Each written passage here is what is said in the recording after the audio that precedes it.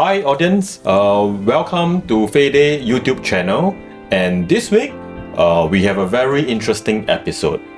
Compared to the previous episode, this time round we will have 4 business owners who will be sharing their thoughts on entrepreneurship and the challenges that they have encountered over the last many years, right?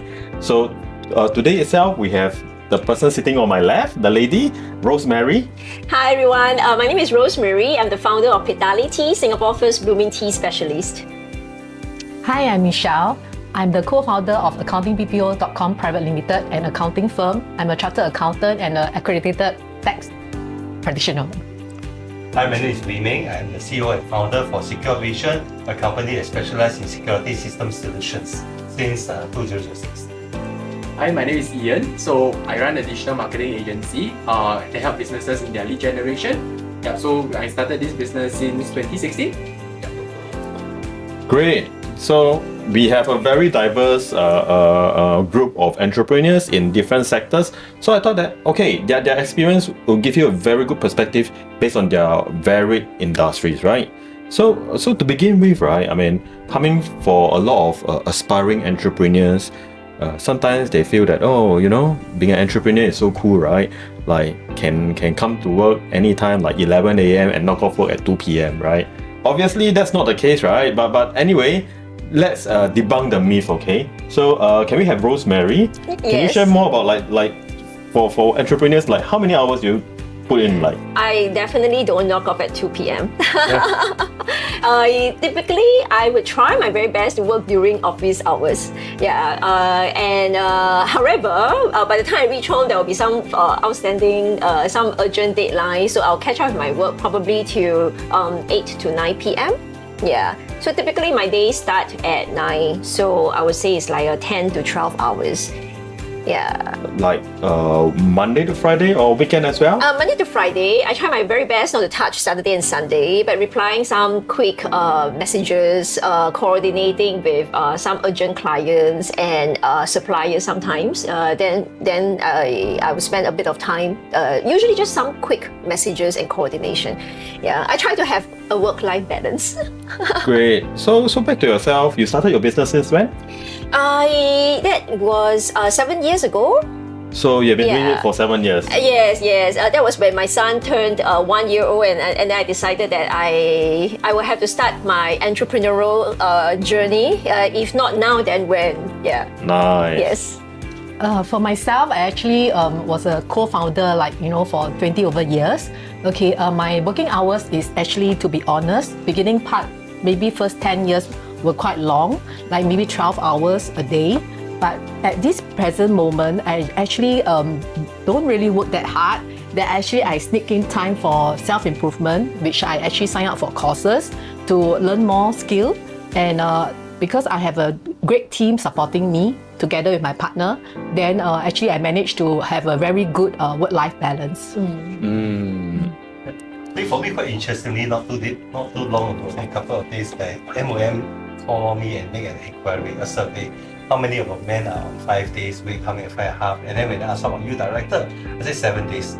Oh, wow, 7 days. Rather 7 days a week. But I think the idea of work is a little bit different. So we're not like clocking in at 9, finish off at 6. Yeah. But rather, even when you're not working, you're still thinking. You're still thinking about business, you're still thinking about what are the challenges and what are the issues. You're thinking of customer who will call you anytime. So in that sense, practically, it's ongoing. And so for example, right now, I'm also revamping my own company website. And so I've been for the last 2 weeks working until 3-4 in the morning, and then coming back to work again maybe 9+10. And so over the 2 days weekend, for example, is basically spending the entire day doing the website. So even if you're not doing something like that, I will still be doing something relating to business. And I think that's the challenge of becoming an entrepreneur. It's a fun thing, it's also a tough thing. And so often people think, oh, you run your own business, you don't have to report to anybody, how nice, you can do work when you feel like working. But actually that's not true. Because if you do that, you cannot survive as a company. You need to do work as and when you need, and even when there is no physical work in front, there's no paperwork in front, your mind still might be thinking about, who do I meet, how do I position my company, and what are the latest marketing issues, or even reading newspaper and say where are the opportunities. And I think sometimes these are not make you rich, but it's to ensure survival. into the unknown future, and especially what we are seeing currently in current climate. Yeah, so I think for me, this question reminds me of the point when I first started this business. I think the first few years, I always question myself like, why do I take this path? Because I think I can't remember when was the last time I ever take a proper so-called annual leave. So there's this term corporate freedom.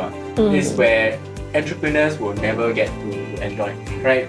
The moment you take an annual leave, you can so-called lock off and don't think of it, because like what Wee mentioned, the moment you go on so-called on a break, not really a break, but because your mind is still going to plan what's next, especially with a lot of uncertainty recently, right? So this is where but of course to really stay on this path is where the entrepreneur really need to be still passionate with on what they do. Then that's where you can work-life integration, because you love what you do, then it won't be such a pain. Yeah, so that was what I believe in as well. Because I also agree, I think if you really want a work-life balance, you want certainty of control, then it's easier to work for somebody, because you do not need to worry at the end of the day whether there's money or whether you get paid. You just have to make sure that as long as I show up on time, I don't do anything bad that I get fired, the money is there. But when you're running entrepreneurs and when you have got people under you, then you're always thinking where to get the money. And often you may even be forced to say, I sacrifice a lot of things in order to make sure that my staff have money, while I can do without, and I wait for a better time to turn around. So it's very different. And even like going on holidays, my wife doesn't quite like go holidays with me for the simple reason is that we could be like having a drink or lunch or tea, and somewhere if a phone call ring, the whole thing is I'll be there on the phone for the next 45 minutes, while she just sit down there while she eat lunch and I have not started, and I will continue the whole thing before that. And so sometimes you find that it's not so fun. The mind cannot always be like just fun.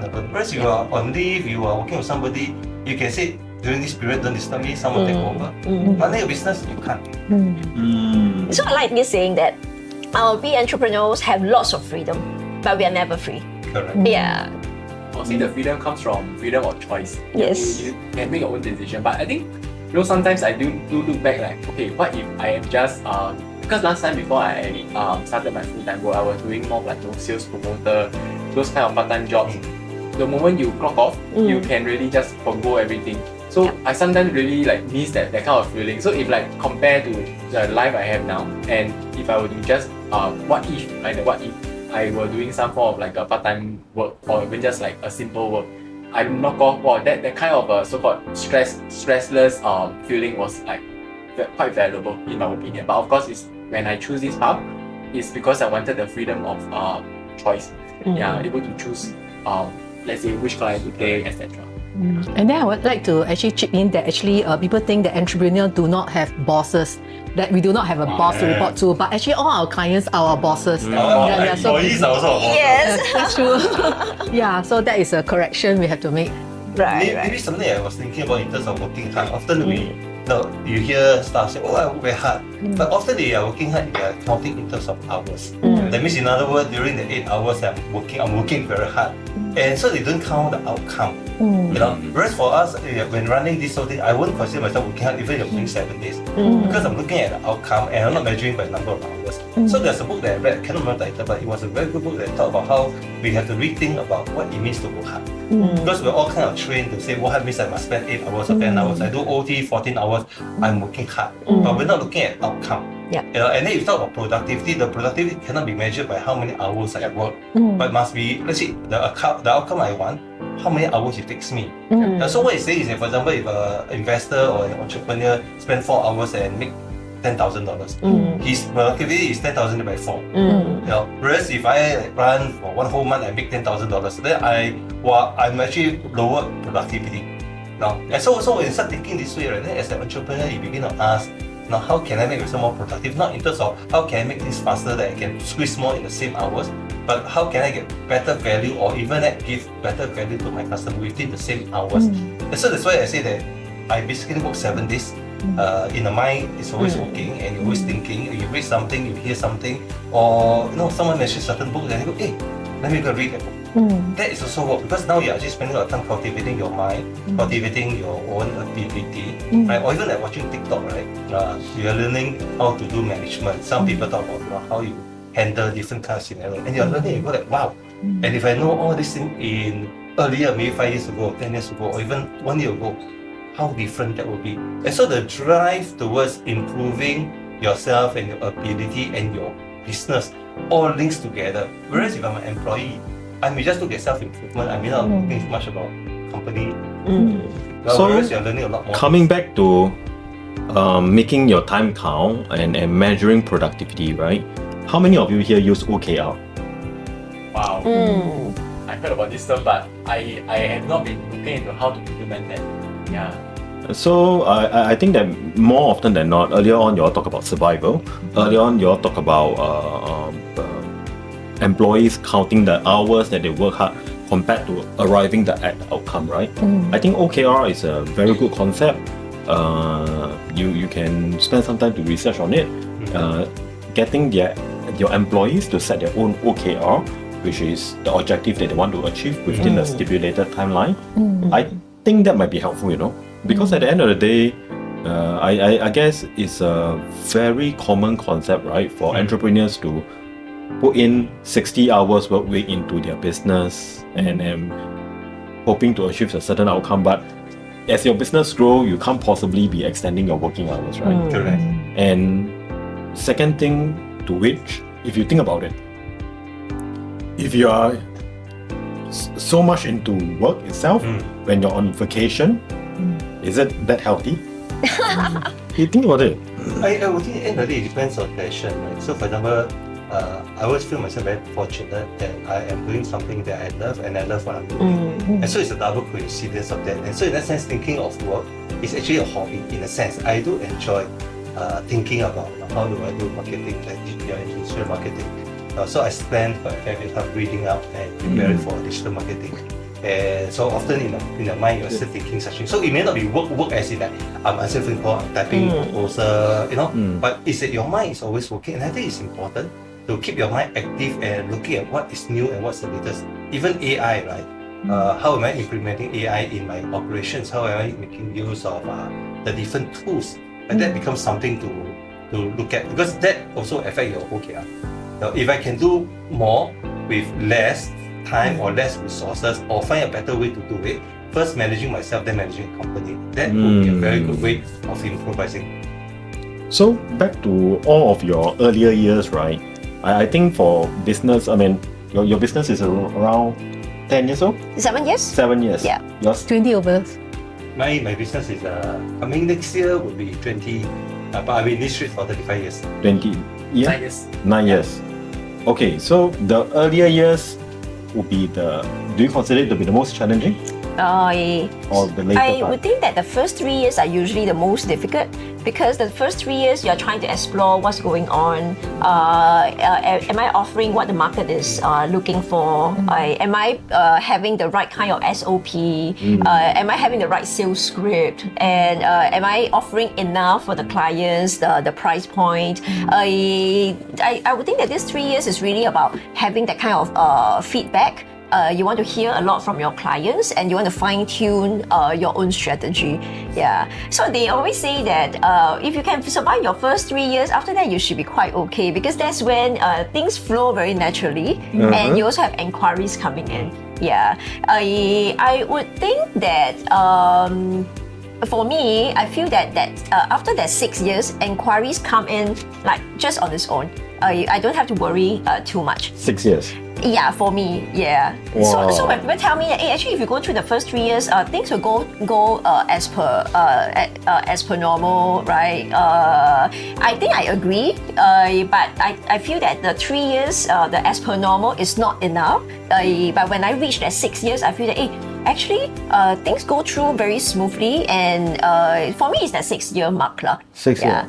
Yeah. How about yourself, Ian? I would say my view, right, is that the first 3 years, 2 to 3 years is the critical period, because why I find this 2 to 3 years is critical, because that's where you are building your customer base. Yeah. So provided you don't have a lot of churn. So when you build a customer base and then that's become a recurring business, you at least have a base to fall back on. So the first 3 years is tougher, but of course, at different phase of the business building, you face different issues. Maybe the first 3 years is about client acquisition. Then beyond that will be team management, SOP building. So that is another, you have your fair share of headache by then. Yes, yes. Yeah. So at different stage, you actually go through different kind of challenges, right? Correct. Yeah. I would think this way. The first 3 years is the year that decide whether you quit and go back to work or continue on. Yeah, I think typically that is the case. In first 3 years you cannot make it, you decide, okay, I go back to corporate. Yeah, no, why bother, right? But if you can survive through the 3 years, it's a very different thing. And I always think of business as like, your own children. And honestly, they get harder as they grow older, not easier. So the first 3 years probably you're the one running the whole show, you're doing a lot of things, and you can manage. But as you grow old, like my kids right now, my company right now, you feel it's reaching the teenage stage where you want to move forward, cannot move forward, and you've got a lot of issues, and then you got a lot of other worries that last time you don't have to think about. Right. And now you think about manpower, you think about how can they go with me? Can they move along with me as I want to expand? Are they going to hold me back? Are they rebellious and creating issues internal? So that's why I say that when you think of it, like what he said, every single stage got different. And I would say that in terms of difficulty, honestly, it gets harder. It doesn't get easier. The first 3 years is really the hard in the sense that I'm not so sure whether this is something I want to do. But once you decided, then you will find that every 3 other years, the business take on a different state. Like for me, I've run this for 20 years. Next year will be full 20. And there are times when I always tell myself, once operations stabilize, once everything get normal, I can go back to normal kind of living. I have people under me, but it never reached a stage. It never reached a stabilization stage. Every time something new happen, new market, new challenges, staff issues, and it never ends. Yes. Yeah. So I think. Oh, sorry. Go ahead. Yeah, I agree with Raymond that actually the first 3 years may be considered easier because all we need to focus on is to get customers, more customer, and to reduce, like Ian mentioned, the customer churn, to reduce it. So we actually, when we stay small, we can actually do a lot of compromisation with our customer. We treat them well and make sure they, because it's my business nature is on recurring. So it's like, so long as we do the job for them, keep them happy, also keep the price there, we are safe. But when we try to expand, actually that's where the challenge came. And we have to really watch our step, then also the quality of the job actually need to be on par. So actually that part is the challenge, which my partner and I actually joined networking because of that reason, that actually it will help us in expansion. Right. I think like what she said is that, like, even for accounting, right, and corporate secretary, your challenge goes differently. So for example, right now with software, I do not need a bookkeeper. Last time, now with AI coming on board, then I may not even need if I don't need an auditor. Then companies, when I set a company, very easy. You just go to our client and say, I do not need a corporate sec. And so there's a challenge in the market, and challenge for you to justify where my business is. Is it making sense, or should it be something that I should follow up and forget it? And then how do I make myself relevant? And more important, how do I make use of the current situation and grow?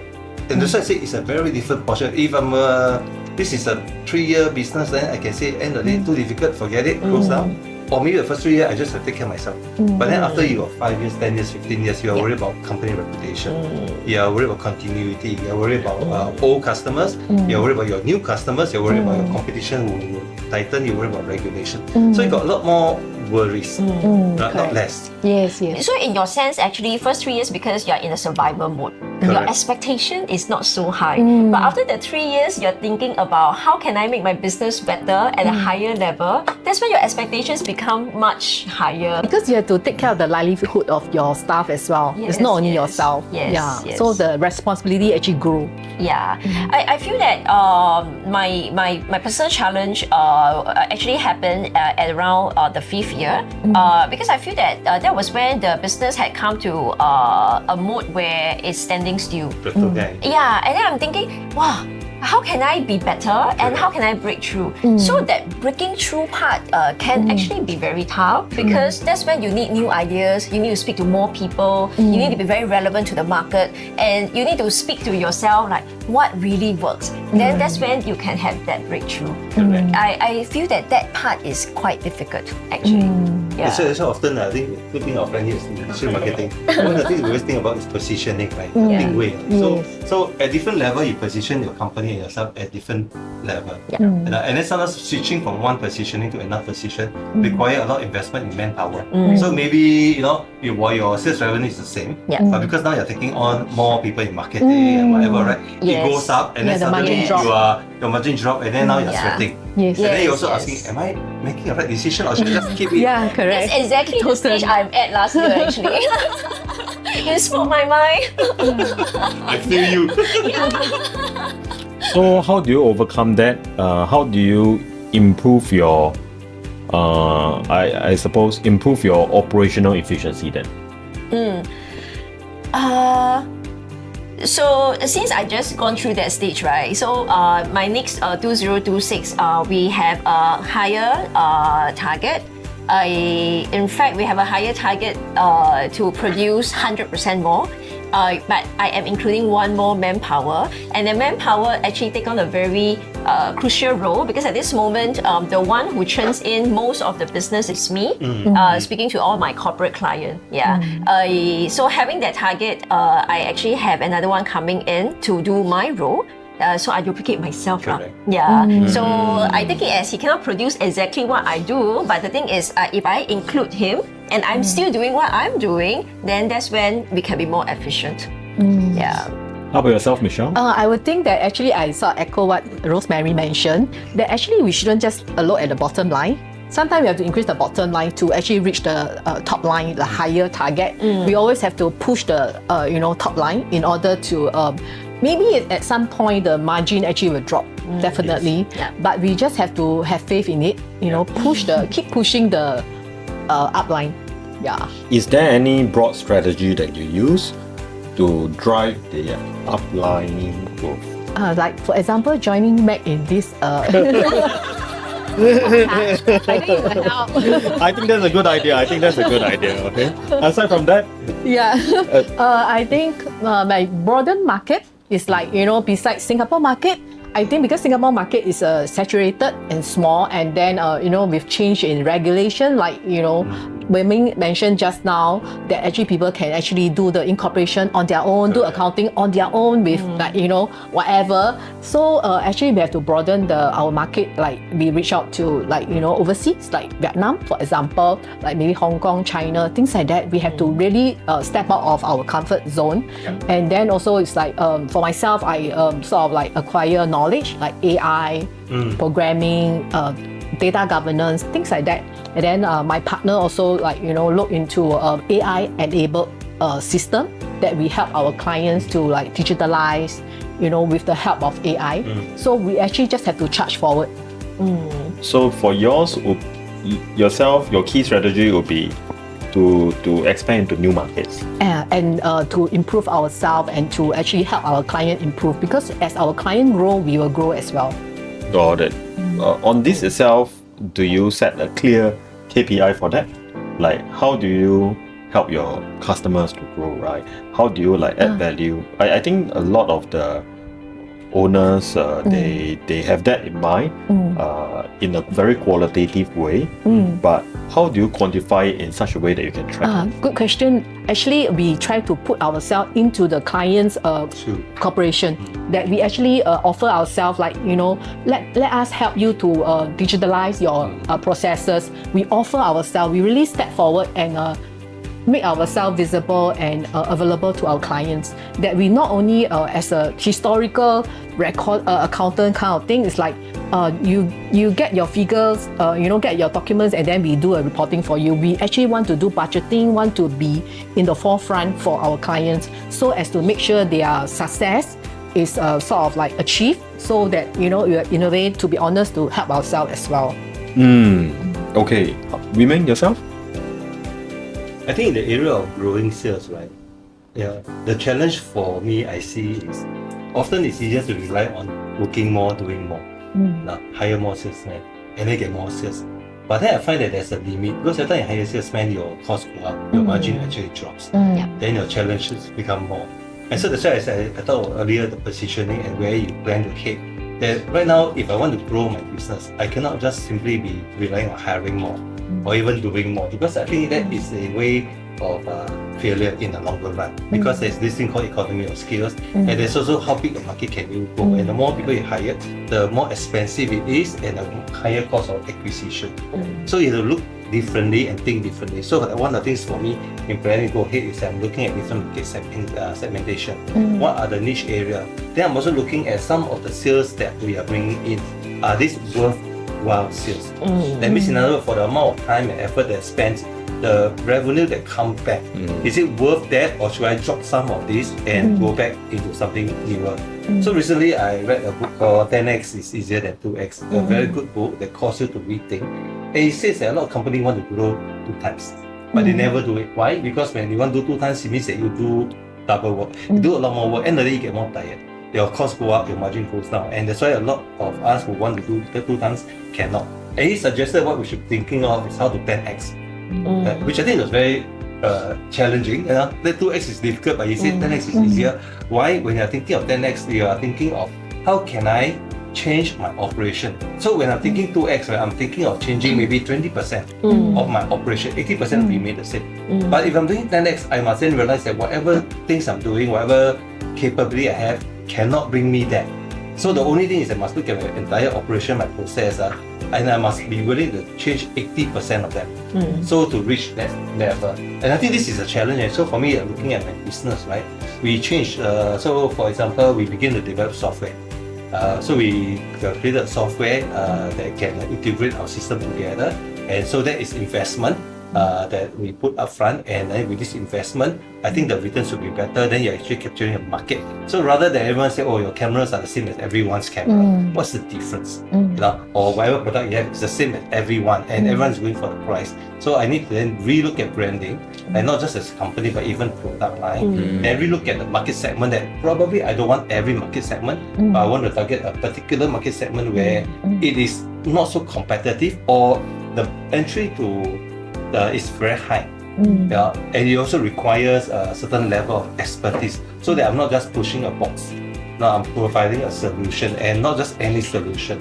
And so that means that during this interim, it's very scary, because you're doing away with what you're comfortable with. All your normal sales that you're comfortable with, and say, I'm going to spend less time here, I'm going to spend quality time there. You know, and focusing your company direction, efforts, marketing into a different segment. So that is a bit scary, and that's where someone mentioned the challenge is that I'm looking at in terms of growth, especially in coming 2026. Where are we heading? I know I cannot do more, I must do less, but I must choose the places where I'm doing less, so that I can spend a lot more effort, more time thinking about the less, so that I can get more. Less is more. That's very good sharing. Ian? In fact, I think one thing I noticed is now entrepreneurs always trying to find ways to get themselves replaced, because if not, they always find that they are the bottleneck. I also find that this is a case where at some point I need to make sure I am replaceable. So a lot of time, sometimes when it comes to hiring or employee, in fact, everyone, including the bosses, should be replaceable. So throughout this, in terms of growing top line, right, my thinking was, okay, in my line of work, there's a few ways to go. Either like I branch out overseas, which I started in Malaysia, but Malaysia being a foreign market, it's complete different ballgame. When you go and try to incorporate something in Malaysia, you appreciate how efficient Singaporeans are. Efficient Singapore is in terms of education, in terms of even like simple thing like corporate secretarial services. You're offending our Malaysian viewers. But in general, I'll always say that because why nowadays government also saying that we definitely need to look beyond Singapore. It's because of course Singapore have a downside, the market size Small. Yeah, it's something where I would say overseas market, everyone, even the currency, even though there's a difference in currency, but everyone give us just $1 of the currency, it still can be bigger than what we are getting in Singapore. So of course, that's where that could be one way, or alternatively could be where I need to branch out to many more services. But I chose not to branch out to too many services, because end up I will be trying out new things and a lot of refiguring out SOPs, firefighting. Then that's where I want to be more specialized, because to me, if my team and I, right, we are so specialized in that area, it will take lesser time for us to solve the same problem over and over again. So then once I have that kind of clarity in terms of processes, I can then use the next thing, if I grow top line, then my operation side, the cost, right? Can I be using I would say basic AI like Gemini to automate certain processes? Yeah, because if I'm trying too many things at once, it's very hard for me to work out the SOP. Yeah, so that is all the few areas that I think potentially 2026 that will be with the direction I'm going. And of course, I think you all mentioned hiring sales team. I think one thing about hiring sales team is for the longest period of time, I haven't been building my sales team. So I will always find that because many I would say businesses may think that sales team is you hire them, they don't, I would say they don't naturally come with like a Midas touch. Everything immediately convert as a sales.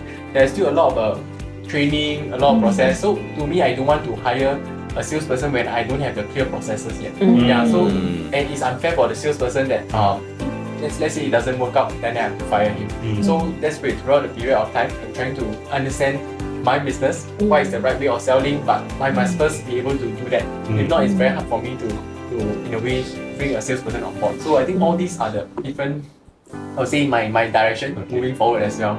Yeah. Maybe can I add something to what you said, right? I think the challenge for us as entrepreneurs, we hope to be replaced, but you know you cannot be replaced because you are the visionary. You're the one with the idea and the drive. You know, but what you can find is replace certain roles that you're playing, whether it's a managing role, operational role, secretarial role, whatever it is, find the right people.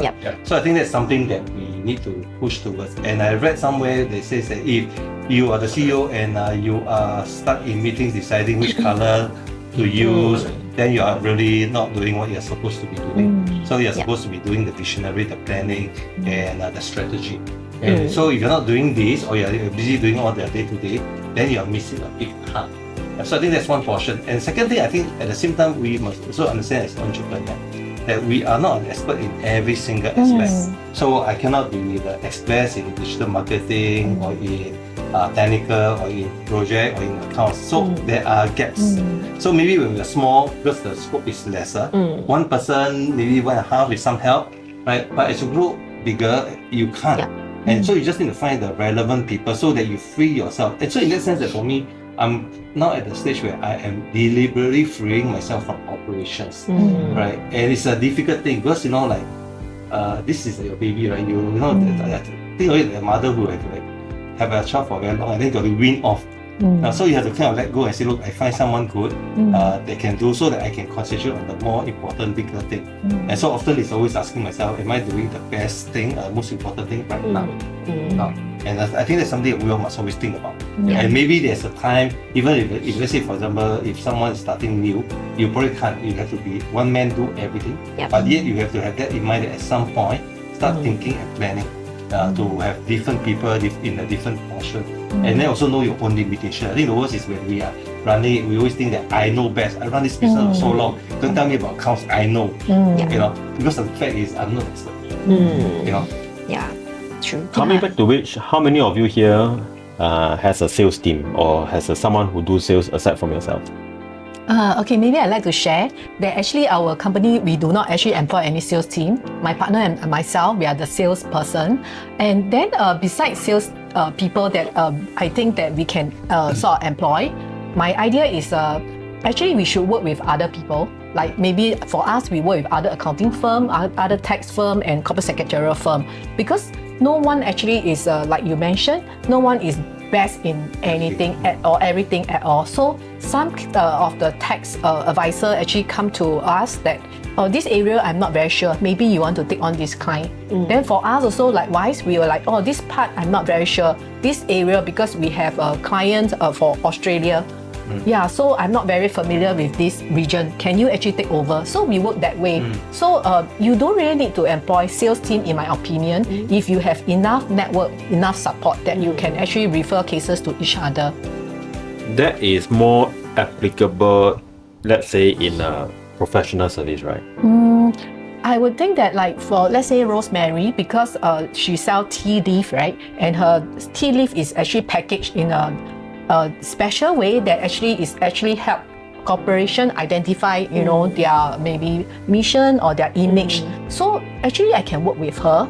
Like, you know, maybe I can actually introduce her services to my client. You know, that kind of the one more person you know, one more friend you make, actually that person can actually help you sell your services. We don't have to have a very official arrangement, a very friendly, very loose arrangement that, oh, when I think of corporate image, corporate packaging, I mean promotion, I think of Rosemary.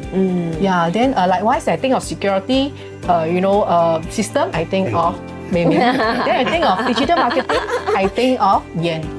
Yeah, NMA, I think of Mac. You know, that kind of thing is like one more friend you know, and then you really know their business. It actually will help you. Yeah, so I believe in networking. Right. I'm not sure if you're commenting about this because you're in the business for 20 years, right? Like you've been around for so long. So for me, being 7 to 8 years old, I see that my sales come from different channels. They come from my own personal branding by being around, through networking, getting referrals. People know me, they know what I do. I think that is definitely one channel that is very effective. Another channel that comes in comes from my brand, my Profitability branding, by having a good website, by having a good social media, and increasing visibility, by having the good SEO coming in, and then leads come in, and then by also another channel could also be Facebook sponsored posts as well, and then.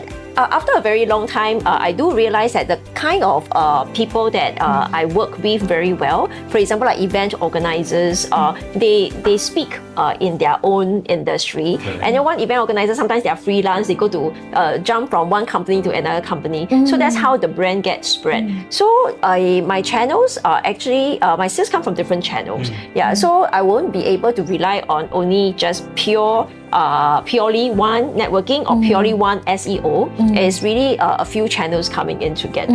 Yeah, I would love to know that one day by the year 20, I don't need to do anything.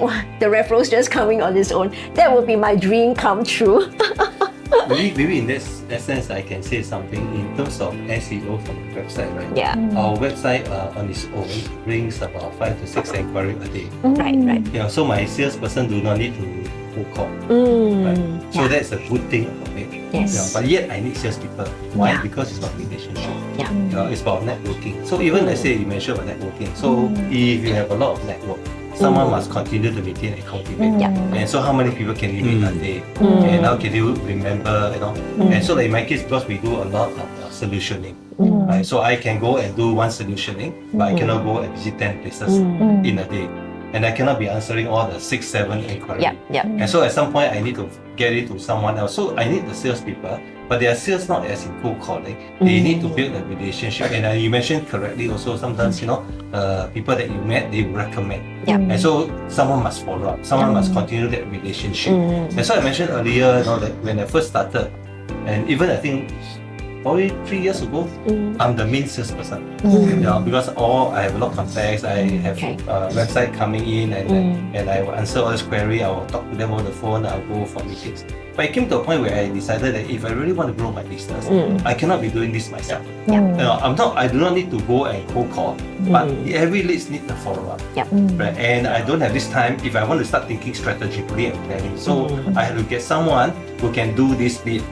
So the person who comes in may not be the best salesperson, but I need to be rude, it's like a warm body, but at least someone to follow up. And then if it comes to a point where you say, I think you better come in, then I come in. So for example, we do a lot of upgrading of condominiums. And so we got inquiries. So I have a salesperson go make touch base, do the proposal, whatever. But when it comes to presentation, to talk about how the whole system works, especially to the MA and the MCSD, which normally at night. So I'll be the one to do the presentation because of the years of experience in this line. I bring a lot more credibility than my salesperson who are new.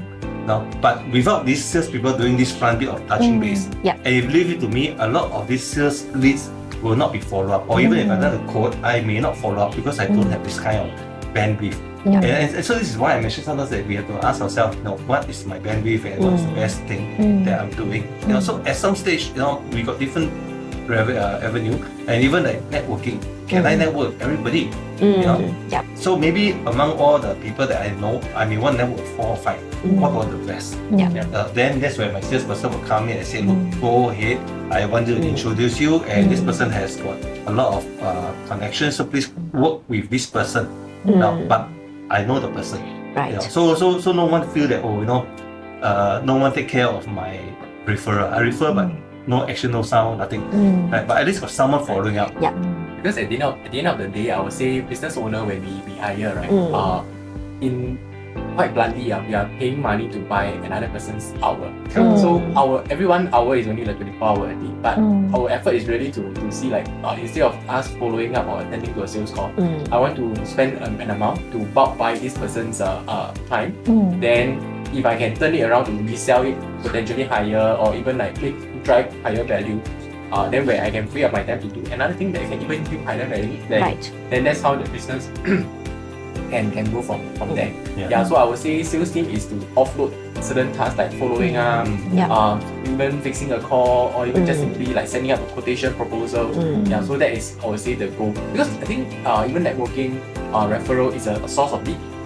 Sales team, maybe canvassing, or even like SEO, all these are just different lead sources. So it's also trying to diversify, because you never know, like SEO could suddenly dry up, then you have ads to come in, then referral can suddenly dry up, but at least you have multiple stream of You need that. So it's more of like a sustainability in the long run for the business. I like the idea about strategizing the different caliber of your salespeople to target at different types of customers. So that's also something that I do. So I also went through the stage where I used to think that I'm the best in everything. Everything also must I do. Everything I do will have the best result and the fastest, the most efficient, right? I also went through that. Then after I realized that, shit, man, if I carry on to be like that, right, then I don't need to sleep already, right? Because everyone of us only have 24 hours.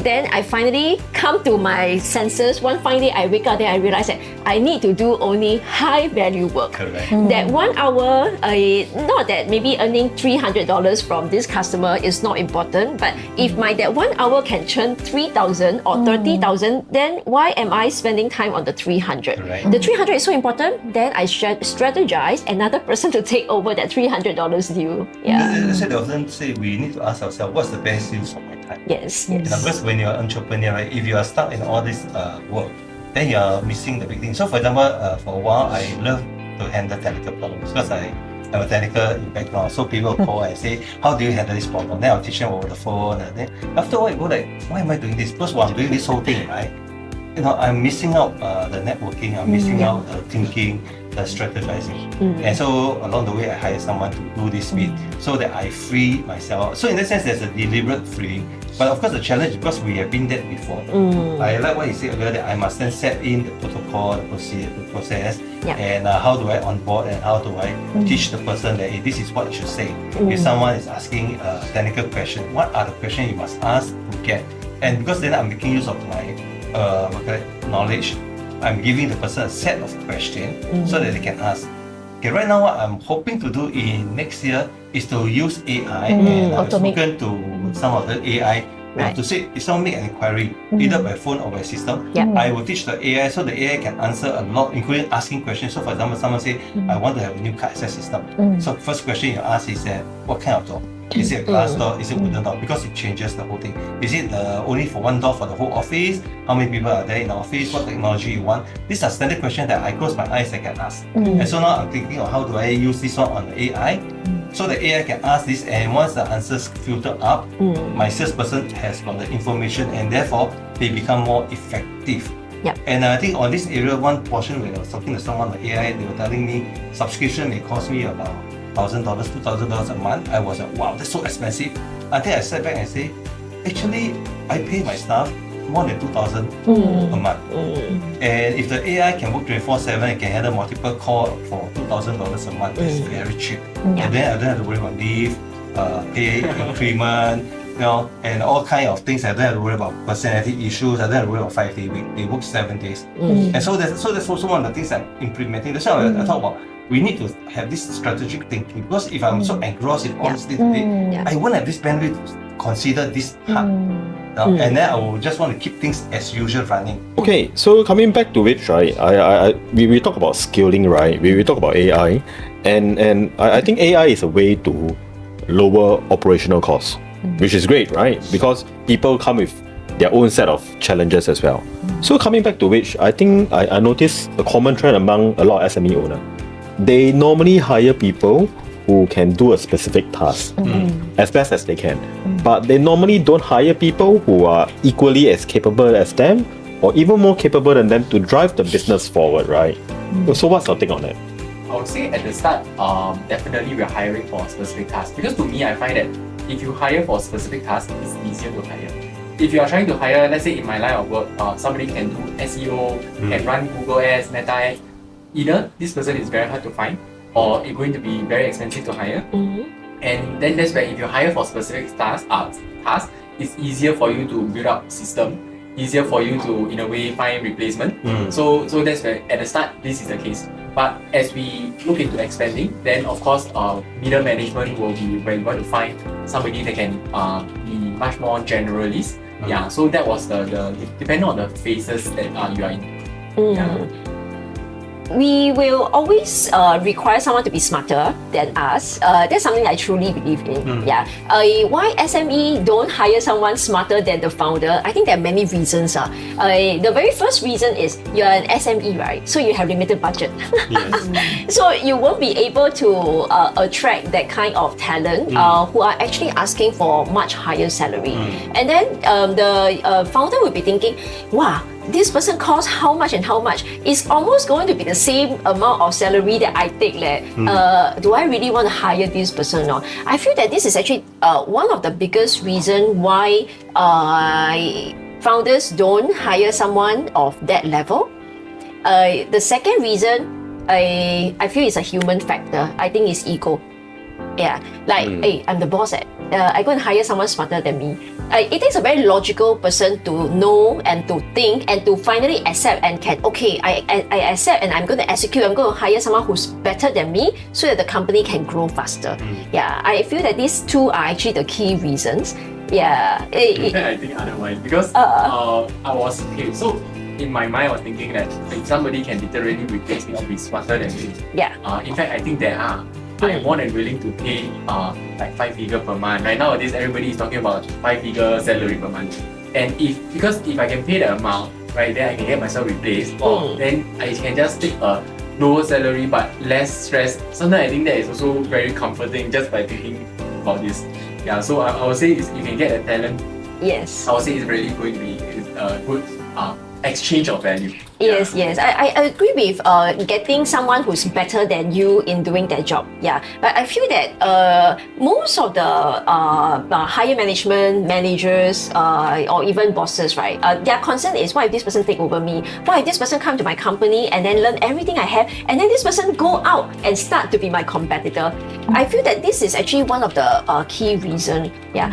I have not met many bosses who are willing to mentor and to really truly share in a very transparent manner because he just want to impart. Yeah. I think most of the bosses have this guard with them lah. Yeah, like just in case you're going to be my next competitor, I'm not going to teach you so much things, right? Yeah. Yeah, actually maybe for my nature of business is like experience count. Yeah. The longer experience you have, actually maybe you can do the job better. So actually we did try to actually employ maybe more senior staff.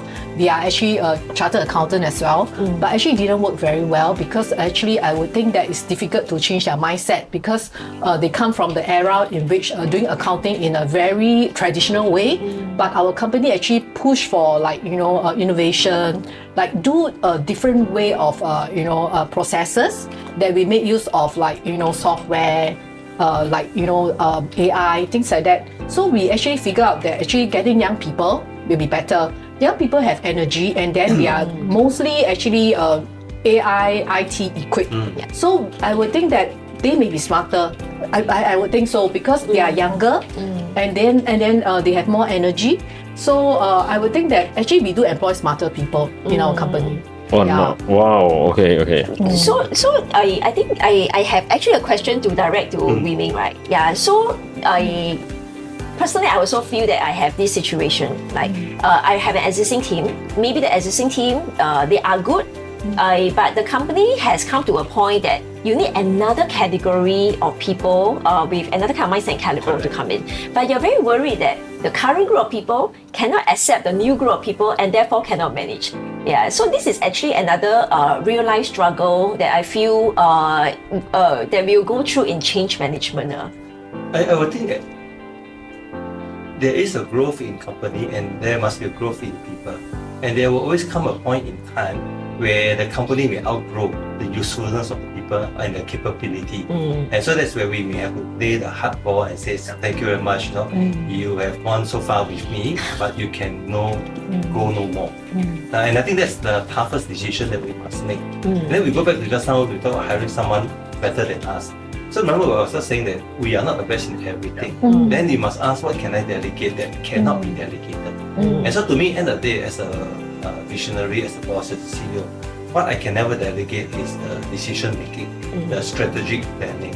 Everything else I can delegate. Operational thing I can delegate. So I should find someone who can take over. But the only thing I cannot delegate is responsibility for the company and strategy. I can find the best strategist who help me, but he cannot be like me.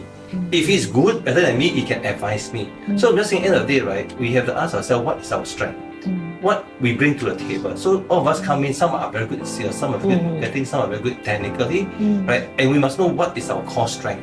And so for example, if my strength is very technical, but I'm really lousy in sales, right? So I may have to get someone better in sales.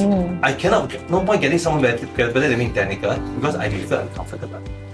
But more important thing is if I find that even though I'm very technical in sales, but I really have someone lacking in strategy, then I must, as an entrepreneur, I must learn to move up that ladder. Otherwise, I cannot bring the company to the next level. So if I insist this is what I'm good at, and I'm not going to hire anyone, then I hold the company back.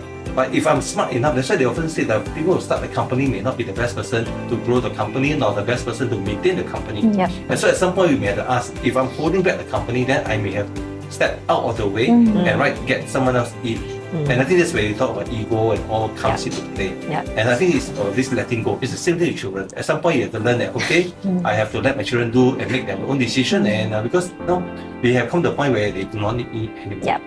I think one thing I want to add is a lot of time, right? In fact, I find that I would want to hire somebody who is because better in like sales, for example. Because I always find that I don't know what I do. Right. So I don't want to think that being the founder, you are the best. Because at the end of the day, you will want to make sure you have the different expertise in your team. So even like sometimes, in fact, when I train my own operation people, right? So because I come from the operation background, so I always want to make sure that they are doing the, as in they know everything, as in know the best. How should I put it? Okay. Sorry. Best practice. Yeah. So for them, they know that they know all the technical skill set, right? Then they're able to answer clients' questions or get the campaign done well. So I think I get the sense of satisfaction when my client come back to me and say, "Hey, Ian, thank you for your team on all the effort that can drive these results for my business." In fact, I have the proud moment where my team is able to do that without me involved, and the moment I see myself like, hey, in fact, I'm not that important anymore, I feel that the so-called sense of a bit of relief, right, where I'm no longer the bottleneck. So that was the part where having people smarter than you could be also a good thing. Thanks for sharing. Anyone want to add more? So earlier on, you were sharing about hiring people who might be smarter than you, right? How about hiring people who are older than you then? I think Singapore right now has moved to this phase, right, whereby a lot of PMETs they are not so young anymore. The development of the economy has transformed a lot over the last 1 decade since COVID. I think everything will win. And I do see a lot of MNCs, they are letting go not so very experienced professional, and SME sometimes they are having reservation in hiring, right? So do you believe in like moving in this direction to hire people who are very experienced in that sense? And I think the experienced part and smarter, they are kind of similar in the same in a certain sort of sense. I feel that age doesn't reflect who you are. Age is only a number. Yeah, it's really a matter of whether that person's skill, personality, and character fits into the work environment at the moment. Yeah. However, when we have two different generations working together, then that's when the operation manager will have to come in to bring everyone and to align, right? Yeah, because if we're talking about generation, if we're talking about Gen X, Gen Z, Millennials, and the Alpha, they are all completely different. We speak different language. Yeah. However, I have to agree that they still have strength to complement each other. Have you tried hiring someone in their 50s before? Yes, I have. For a short while, that is actually to come in for a temporary sales role. Yeah, or rather a freelance sales role. In fact, she's not 50. She is almost 70. But she's still very active, she's still very young, very energetic. And I feel that she totally have the right personality to fit in. In fact, I'm still at this moment working with her as well. Yeah. Wow. Yeah, but she's not part of the office team. Like, we don't meet each other every day. She's only dealing with me. So I feel that that part is actually still quite easy to manage. As a general whole, maybe because of the kind of brand that I am running, we do have a preference for more energetic people. But doesn't mean it's a matter of age. Yeah. Actually, I had another lady who was age around 70. She was actually doing my front line during then when I had a lot of pop-up store. So she was so Auntie Violet. She's the the only one who is senior, and then the rest are 20 odd, 30 odd. Actually, they do get along very well. That is because Auntie Violet is very flexible, very nice, very warm, and she doesn't show like, hey, I'm older, you need to listen to me because 我吃的盐比你吃的米多, you know. Yeah. So I feel ultimately it's really still the personality. Yeah. I think for my case, even throughout my hiring process, I never asked about age.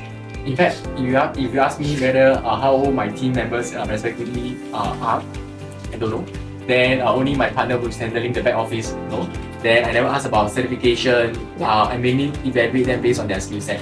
So hiring is not really about age, because I think in general, to me, as long as they can deliver the work and right expertise. But I think the challenge is because a lot of time, if you're hiring people of certain age group, or they may come from expectation of their previous employment. So let's say they do a career switch, right? It's very hard, not just for them, for anyone to have so-called a pay cut, because literally coming into a brand new sector. So in the past, I was in digital marketing space, right? So I have been helping in terms of certain career conversion kind of a mentorship program.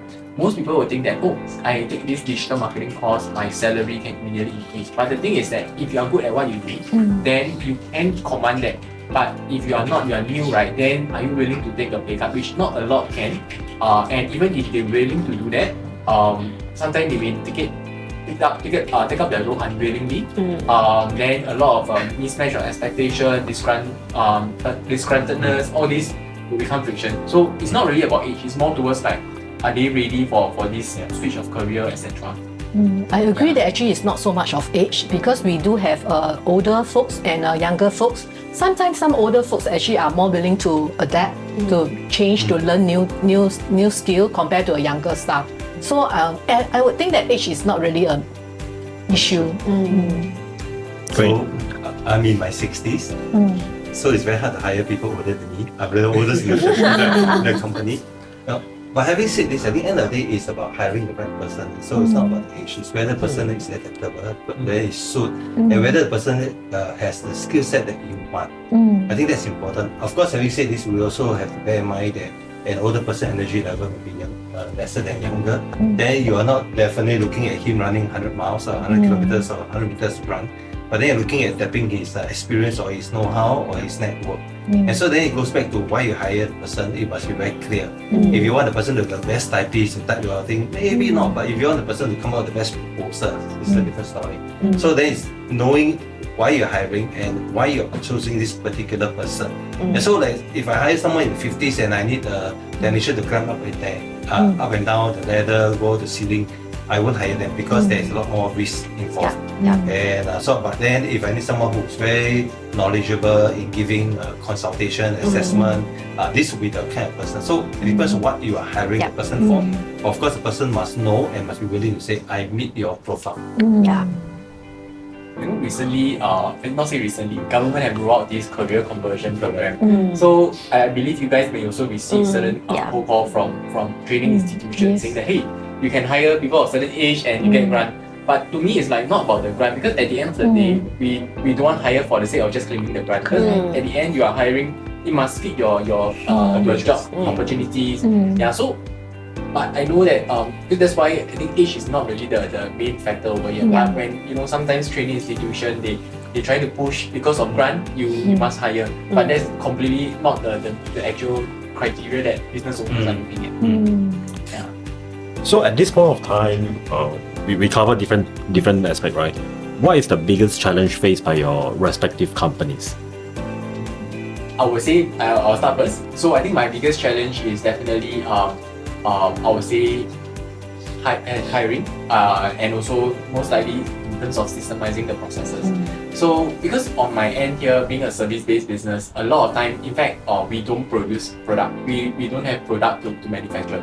I will always say that we manufacture man hours. So literally I buy my employees and man hour and resell it.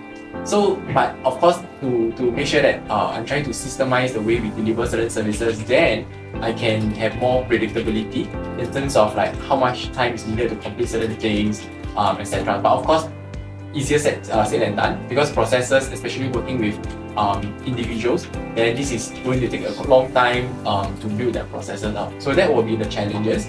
And being said that hiring going to be the main concern, right? Especially of the increasing manpower cost.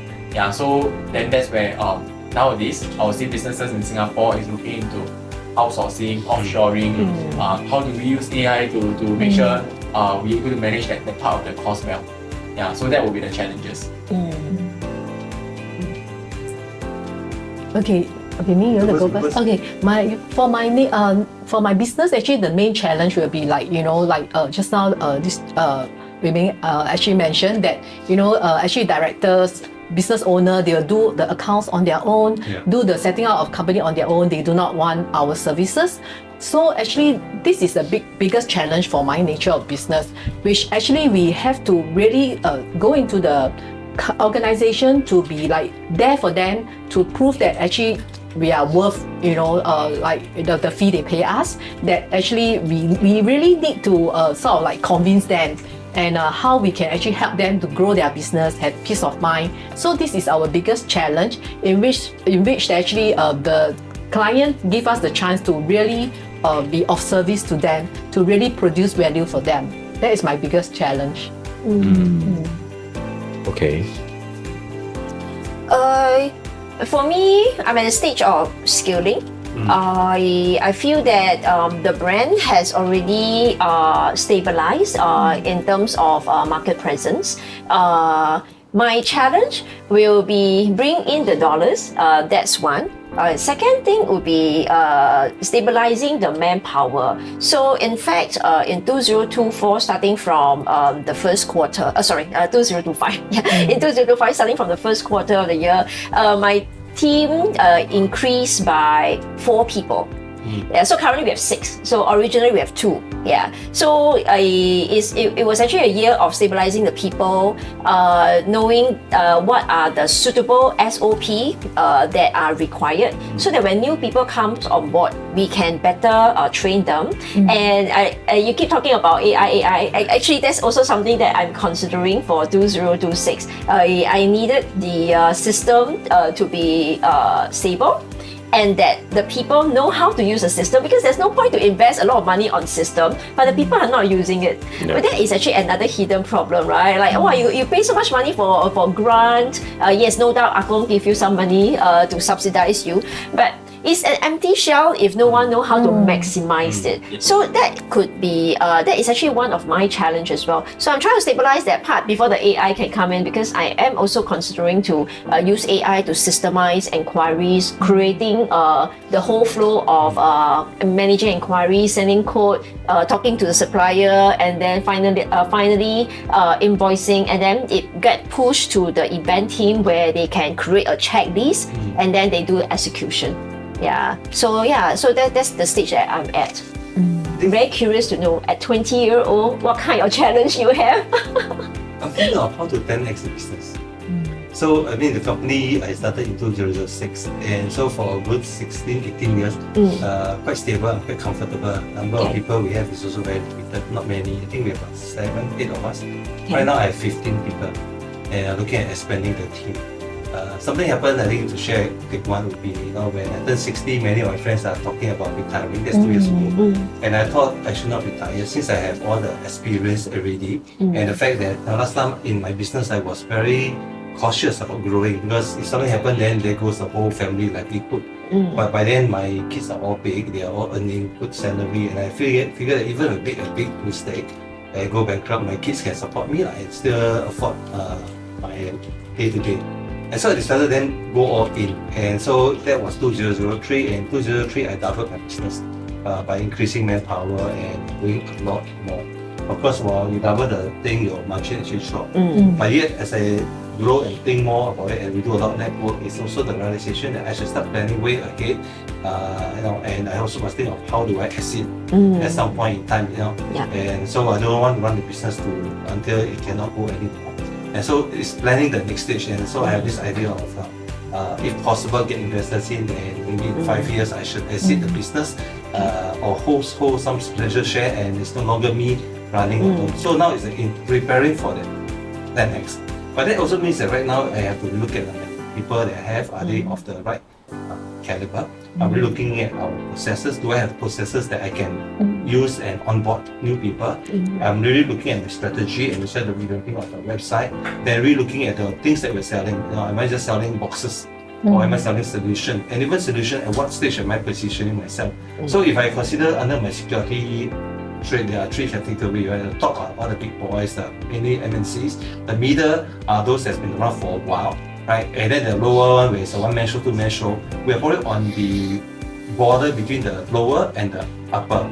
Right? And so the question now is that, do I want to push my exposure to somewhere in the middle? And what does it take in terms of branding, in terms of even choosing the kind of project? So instead of doing a project, they say you want to install one door, I will say no thank you, leave it to the other people. I want to focus my energy on those bigger projects. And so it's changing that, and in that sense it's a challenge. It's also very scary because you are putting a lot at risk, and you're also changing people and also aligning them to that same mindset that this is where we're going. And so what we used to do is no longer the norm.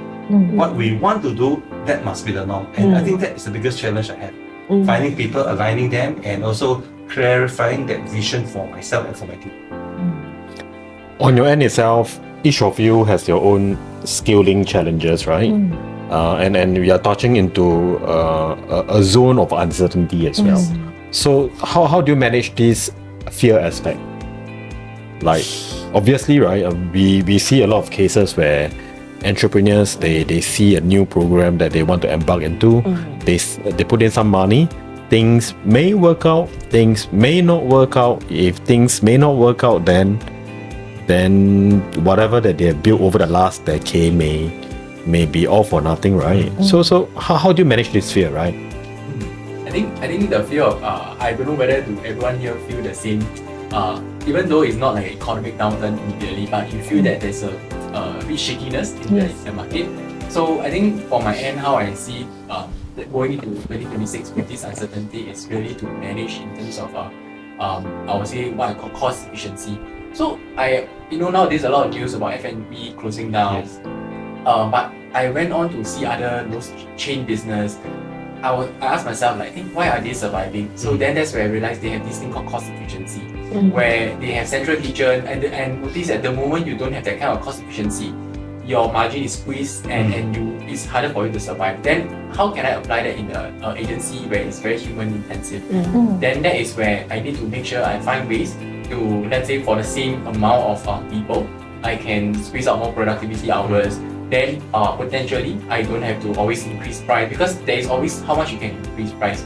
So if I can have that cost efficiency as a business, I think that is much more, I would say, to me I call it a mode where you won't, you're at a stage where it's harder to fail.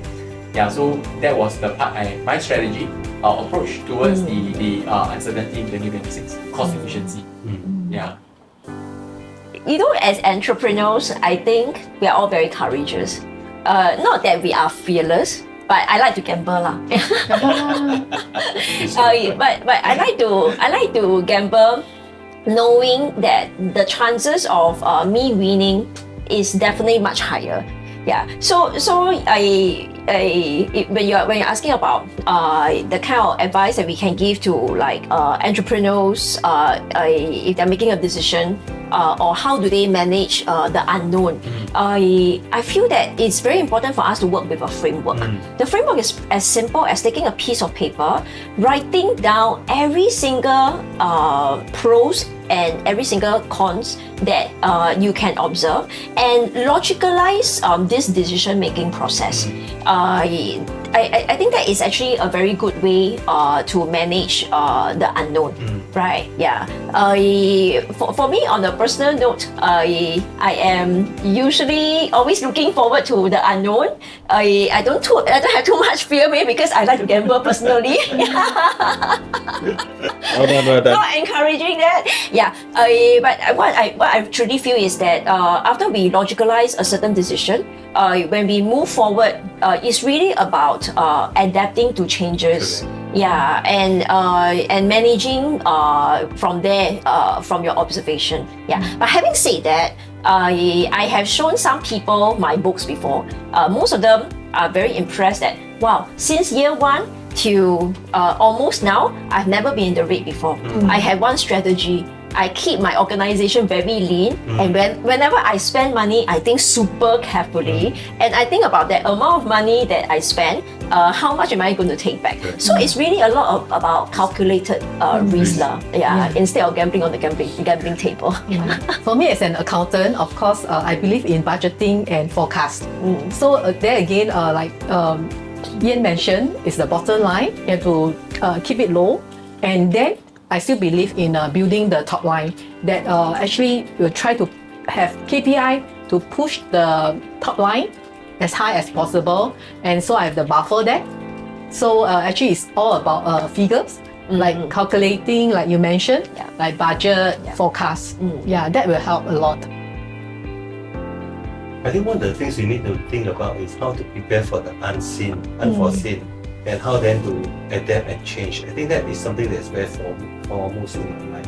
I think during the COVID years, I attended a lot of webinar, and one of the speakers mentioned correctly that a lot of business owners spend 80% of their time perfecting their process, and maybe 20% looking at what's happening in the industry. And he says that this is a big mistake, and that's why a lot of companies go under when you have a black swan event, like COVID is one. So one thing he was suggesting is that we should spend 1/3 of the time in our business thinking about it, 1/3 in our industry, the other third looking at what is happening out in the world, because anything can hit you. And I think that's a preparation. And that's why I think thanks to his idea, that's why I joined a lot of networking and went outside my network and talk to different businesses and know what's happening. Because whatever is happening out there, whether AI or whatever, it will hit the industry at some point. And so I need to then have that perspective. Then second thing is the willingness to correct and change, and I must be willing to accept that whatever methodology that I have used in the past, it is right only at a point in time. It cannot be right continually, because people change, things change, situations change. How can what work once continue to be working if I didn't change? And so the ability and willingness to keep changing. And that's why in view of that, then there is really not much of fear. Because I think fear is a figment of your imagination, and unfortunately it paralyzes. But then if I begin to take into consideration that I want to know what's out there, I want to be able to adapt, be able to pivot, be able to move, and to be able to look at opportunities and re-examine everything that I'm doing and ask, is this the right thing? You know, am I fighting in a red ocean, blue ocean, or should I change my segmentation? And if you do that, then whatever is happening, you know, you may not be at the top, but you probably may not sink, and then you can actually go through. So like my company survived through COVID, you know, thankfully, you know, and I think through the COVID taught me also a lot about how you should thinking about the business and how you should plan for events that you don't even know can happen. But we need to start thinking, and it also means that you need to take challenges. You need to be willing to seize the opportunity and do things that frightens you, or even things that you feel that it's risky. I really don't know what is it, but find it's challenging and it's that wow, it's going to be interesting to see how it works. Ultimately, I think when we talk about fear, our fear comes from the fear of failing.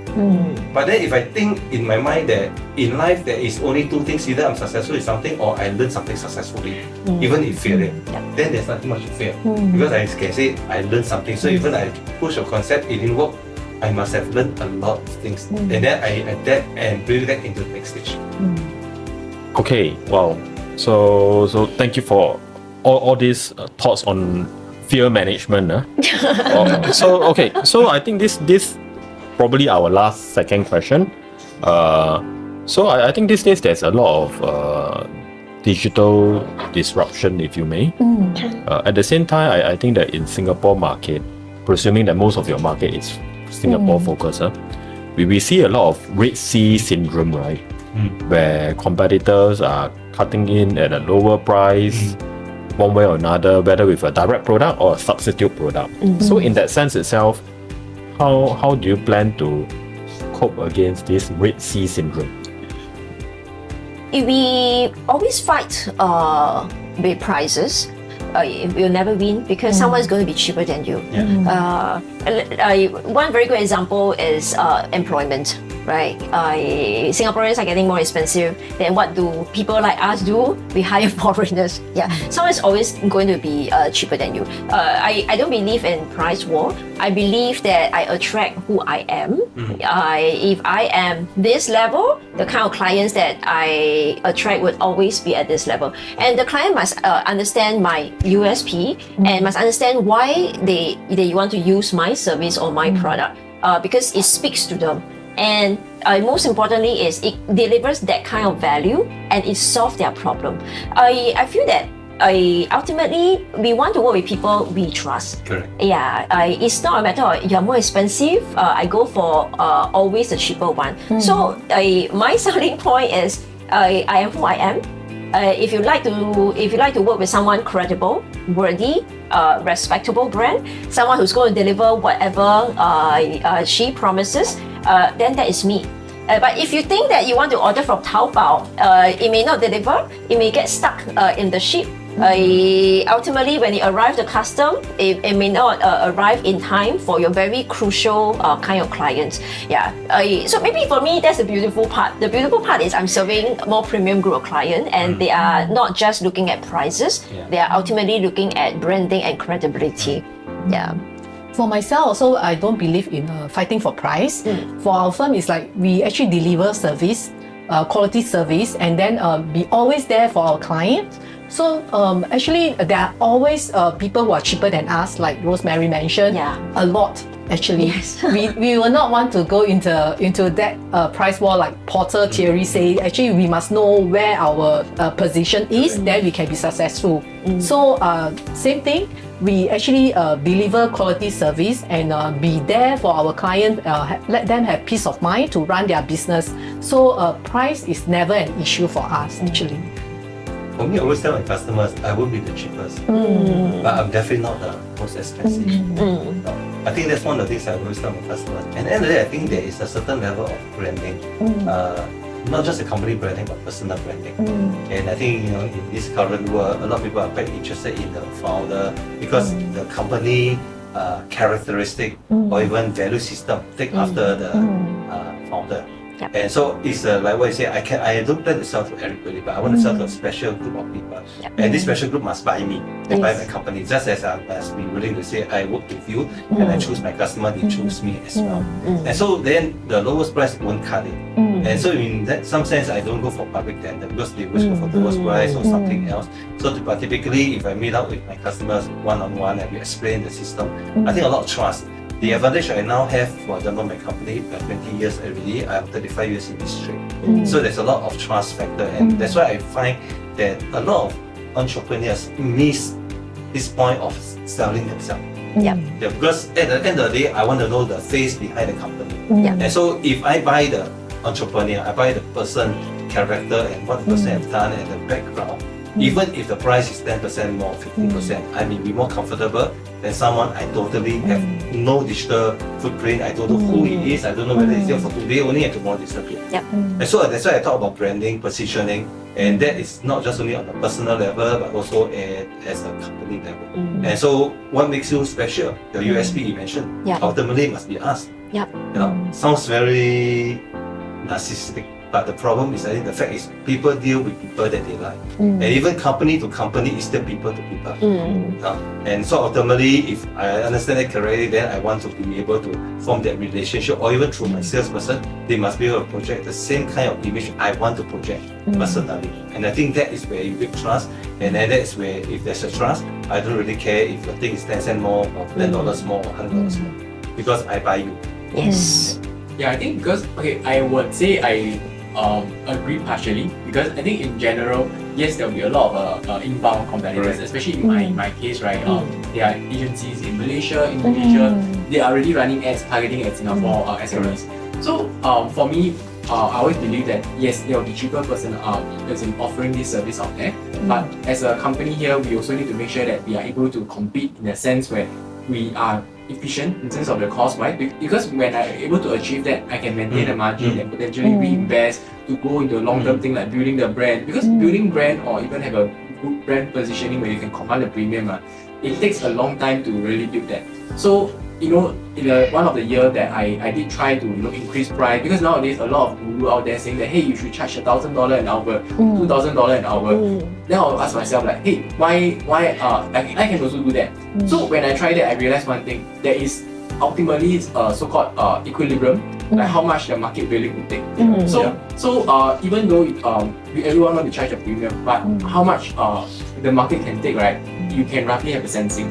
Then you cannot always increase the price. Then the only thing is that you need to make sure that there is some more efficiency, where even you try to decrease the price to compete with external factor, you still don't go into a rate immediately. So then that was where my take of in a way having a good cost control then will allow you to, even if you have no choice but to drop the price, which I did also this year, to really see that to bring up the closure. Because to me, if I acquire a customer, the cost of acquisition, the first, I would say, first 12 months is the costliest one, and you are literally spending a lot more effort. But the moment they stay with you 2 years, 3 years, then that is where the real profitability comes in. So if I lower the price at the start here, then subsequently if I can retain them a longer period of time, then that's where the real profit comes in. Then at the same time is when sometimes charging too high, the expectation of this service becomes over the roof.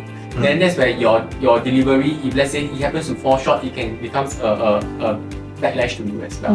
Like mismatch your expectation, etc. Yeah, then that's where I realized, okay, let's try with a lower pricing, but we have to manage our cost well so that we still can profitable and reinvest back to the company. Yeah, so that was my another angle of this external competition. Right. Yeah. So, okay, so coming back to the last question, right? So if you can go back to the day you start your business, right? What would be the advice you give to your younger self? I would say be more daring in hiring. So my first hire actually came in the year of COVID. So COVID, in fact, it does quite a lot. It's a good thing for me, right? In a way, because that's where people are more online. Then they are more receptive towards like digital marketing. And in fact, that was a good year where, you know, in the past I have to travel down just to meet a client. But nowadays, you can literally have a Zoom call, online call and close a deal. Well, that's the best ever most efficient use of your time. Yeah, so I would say hire early to start building. Then do your in a way document down your knowledge so that the knowledge will just stuck in you. Yeah, so that was my I would say advice to my younger self. I'm just thinking, if I have chance to go back to my younger self, the thing I tell you, don't start. Stay in corporate because I'm quite comfortable in corporate, and then I'll be richer staying in corporate than I am running my own business. Yeah, you work so hard. You know, you don't make a lot of money, right? And among all my staff, I'm the lowest paid. Yeah, because you have to pay yourself lowest, right? But if I'm in corporate, I will be retired with big houses and everything like what my other figure I saw. Yeah. But on a more serious note, like, since started already, I would think that to tell myself to go into more network. Because the big problem is that I'm very technical. So technically you're very good in what you're doing, and within your own circle, you build it quite well. But I never really go beyond the network. Or join BNI or connection or all the rest. And so you never really look at collaboration with other people. And so it's a very different mindset. Perhaps back then it may not be even possible at that point. But I'm just saying that if I had the mindset to say, look, you network as much as you can, get to know people, learn from them, and learn how to adapt and be more ambitious. Do not be too worried. Then I think things would turn out a lot more interesting. I may not be richer, but I will definitely learn a lot more. Honestly, in the last 2 years, I learned a lot more than I learned in the last 16 years. So I think it's also going back to this whole question of like, and so for anyone younger starting, go and learn as much as you can, network with as many people as possible, and it's the network that you need. And you want to move around in the right sector and have got a whole group of what they call personal board of directors, people who can give you feedback, information, and teach you and help you a long way. Okay, for myself, actually there are two things. Because as a co-founder, okay, let's say I go back to my younger self, I would have told myself like, okay, you should actually get yourself replaced. You know, it's like, I shouldn't have hold on to what I love to do, which is accounting, CorpSec, like literally doing the low value work, which I actually very much regretted only the past 2 years. And then I should have improved myself, acquire more knowledge, more technical skill in other area like IT, programming, things like that. Then on the other hand, like Wei Ming mentioned, the networking, which I only started this year, August. I wish that I had started when I was younger, when I was more charming. Yeah, so it's like I wish I had started networking much earlier. Then our company maybe, would be there. Yeah. Just curious, how your co-founder managed to convince you to, because even Wei Ming say that if you can tell the younger self that don't start at all. So how your co-founder convinced you? To actually join her. To join her, actually is I am a very much a follower. Actually, I would not see myself as a leader. I'm not much of a leader. It's like being put in that position. Actually, I do not have the caliber. I would say that I'm more of a supporting person. So I would think that actually I believe in her vision that we do what we think that we are good at, then the company actually grow bigger and bigger from two of us that, we are in accounting, then tax, then corporate secretary. So it's actually maybe the faith. Yeah. Nice. I would tell my younger self to start even earlier. I really wish I start earlier. I feel that if I have started earlier, I definitely would be more successful, not just in the business, but as a business person in my mindset. Yeah. So, as Asians, right, or at least in my era, we are taught to listen in class, listen to instruction, don't question. Not like the much younger group of people, like in SMU, they will say that you must always put out your hand, even if you have no answer, just put your hand first, no matter what, right? So in my era, the education wasn't like that. It was more like, I say, you just do, right? Just like if you say a second word to your parents, then you get a slap on your face, right? Yeah. So I happen to belong to the era. So I don't feel that I was a very spontaneous person. I'm not that kind of person who is very ambitious, very hungry. But I realized that after I started my own business, my personality and my character totally changed. I become very hungry. Everything is a power now, do it now. There's no procrastination. I wish I was like that in the earlier days. Because I know I would have learned so much more things, and naturally I would definitely be more successful compared to now. Yeah, so start earlier and be very hungry. I think that is really something that I would tell myself. Yeah. Great. Thank you so much all for sharing. I'm sure all of you would have appreciate all the sharing by then and learn a lot. So if you like what you heard and you find that relevant to your learning for your current business or your future business, please like and follow this channel. Thank you so much. Thank you. Thank you.